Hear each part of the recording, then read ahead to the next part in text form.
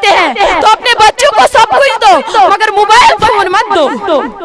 ये सेहत के लिए भी नासूर है और बच्चों और इनके घर वालों के लिए भी बहुत बड़ी परेशानी का बाइस भी बनता है।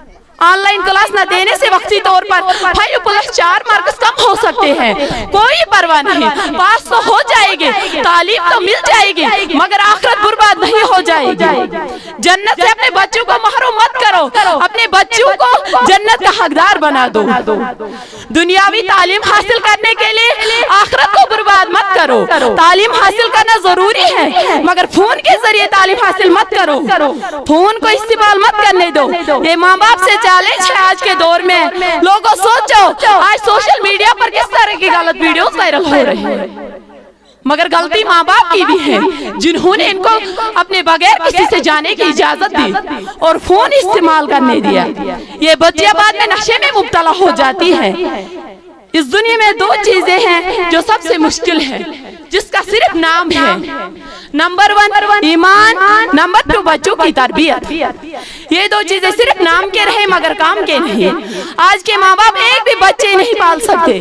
पहले 12 बच्चे होते थे, सबों को तरबियत करते थे, मगर आज एक बच्चे की भी तरबियत नहीं कर सकते, क्योंकि आज के लोग दुनिया से मस्त है, पैसे के पीछे पड़े हुए हैं, वो दुनिया की जिंदगी में गुम है, एक दूसरे का हक खाते हैं, एक दूसरे के मालो दौलत को हड़प करते हैं। फिर भी इस्लाम में दावा है ना ईमान की हिफाजत है। ये सिर्फ अल्लाह को मालूम है कि कोई ईमान वाला है या नहीं। तरबियत कोई वालिदैन कर ही नहीं सकता, क्योंकि वालिदैन में वो सलाहियत नहीं है। एक भी बच्चे की भी तरबियत कर पा नहीं रहा है, अल्लाह का फजल है बस। खासकर अपने बच्चों को सब कुछ दो, प्रॉपर्टी दो, मकान दो, 2-2 लाख 4-4 लाख का सोना दो, मगर फोन मत दो।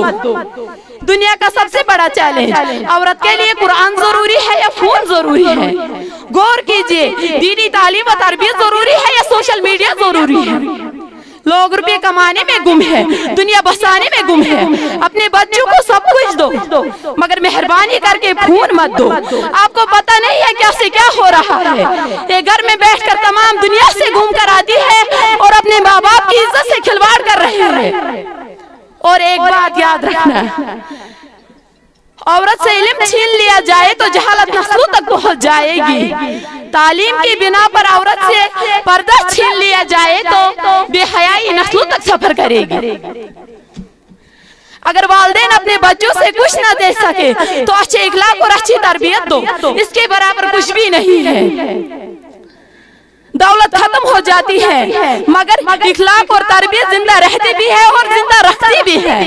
आज लड़के वाले भी दौलत के पीछे पड़े हुए हैं। आज लड़के वाले वही जाते हैं जहां से दौलत पाई जाती है, तो लड़के वाले भी मालो दौलत देखकर अपनी बच्ची को उसके हवाले कर देते हैं, मगर इखलाक, अदब, दीनी तालीम और तरबियत की तरफ तवज्जो नहीं देते हैं। इसलिए इस्लाम दिन ब दिन हमसे दूर किया जा रहा है।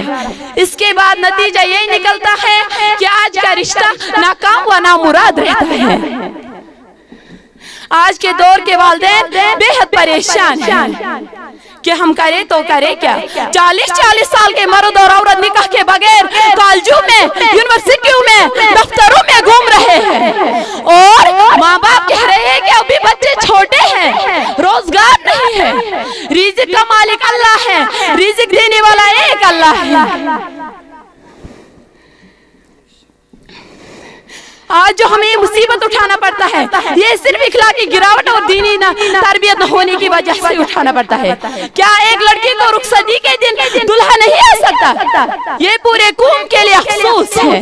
आप ये मत सोचो कि ये किसी और की लड़की है। अलमिया ये है कि हाफिज लड़की और आलिम लड़की जब शादी के बाद किसी के घर जाती है तो उसको भी वही करना पड़ता है जो घर वालों की आदत होती है। आखिर में नतीजा यही निकलता है कि कई साल के बाद न वो हाफिज रहती है और न वो आलिम रहती है।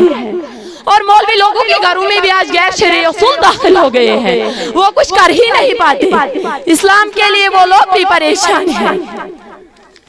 वक्त पर तरबियत की रशद जरूरत है। ये माँ बाप की जिम्मेदारी है। लोग सबके खैरात नहीं देते, मगर बच्चे और बच्चों को 10-10 हजार, 20-20 हजार के 2-2 फोन देकर आखिरत को बर्बाद कर रहे हैं।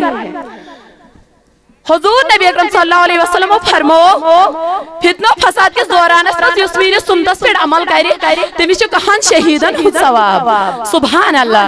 आज सिर्फ फितना फसाद नजर गछान। आज के दौर में इबादत की कमी से अजाब नहीं आता बल्कि इखलाकी गिरावट से और वादा खिलाफी से, मामलात से, दो नंबरी झूठ और बेईमानी से हम जवाल पजीर हो रहे हैं।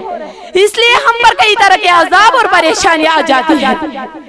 इंसान को खुद बदलना है और अपने नस्लों को भी बदलना है, वरना हमारे ऊपर आसमान से बिजली ना गिरे, पत्थर न बरसे।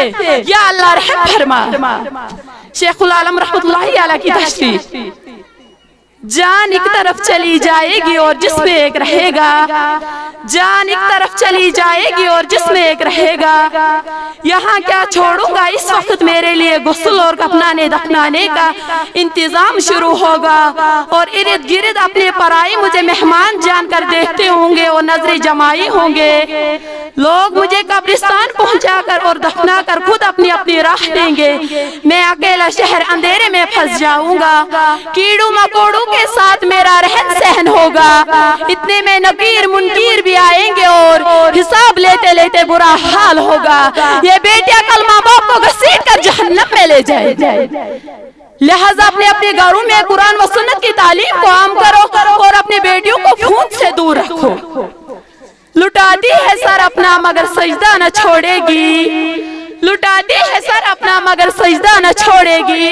बेटियां उम्मत मुस्लिमा की कभी पर्दा न छोड़ेगी। व आखिरु दावाना अल्हम्दुलिल्लाहि रब्बिल आलमीन। अस्सलामु अलैकुम व रहमतुल्लाहि तआला व बरकातहू।